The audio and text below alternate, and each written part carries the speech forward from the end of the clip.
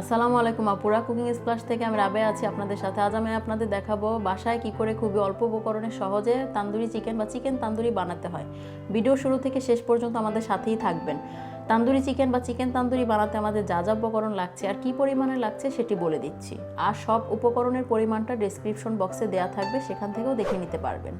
প্রথমে আমি chicken leg piece নিয়ে নিয়েছি এবং 500 গ্রামের মতো চিকেন আছে এখানে। আমি প্রথমে চিকেনটাকে খুব ভালোভাবে কেটে নিয়েছি ছুরি দিয়ে, যাতে মশলাটা ভালোভাবে ভেতরে ঢুকে।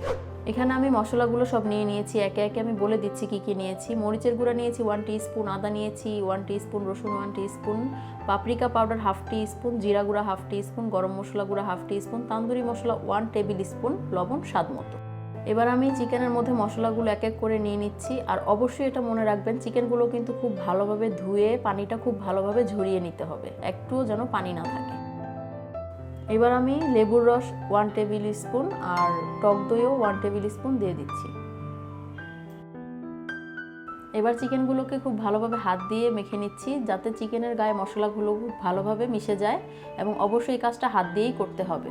এবং 3 থেকে 4 ঘন্টা কমপক্ষে ম্যারিনেট করতে হবে। পারলে সারা রাত ম্যারিনেট করে ফ্রিজে রাখলে সবচেয়ে বেশি বেটার হয়। এবার আমি প্যানে 2 থেকে 3 টেবিল স্পুনের মতো তেল দিচ্ছি।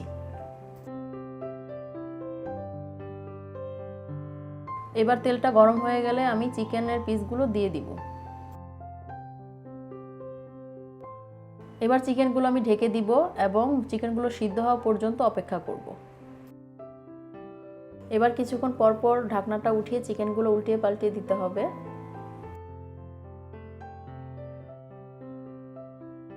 যখন চিকেনগুলো উল্টানোর জন্য আমরা খুলবো, তখন ম্যারিনেটের যে বাটি, সেটার ভিতরে যে মশলাগুলো রয়েছে সেটা ব্রাশ দিয়ে আমরা চিকেনের গায়ে খুব ভালোভাবে লাগিয়ে নিব।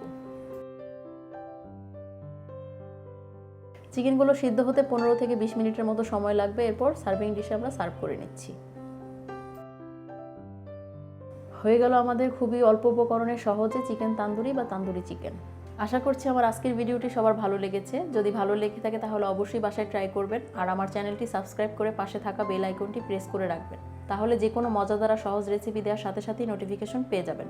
আর অবশ্যই শেয়ার করতে ভুলবেন না। আরও কেমন ধরনের রেসিপি পেতে চান আমাকে অবশ্যই কমেন্টের মাধ্যমে জানাবেন। ধন্যবাদ।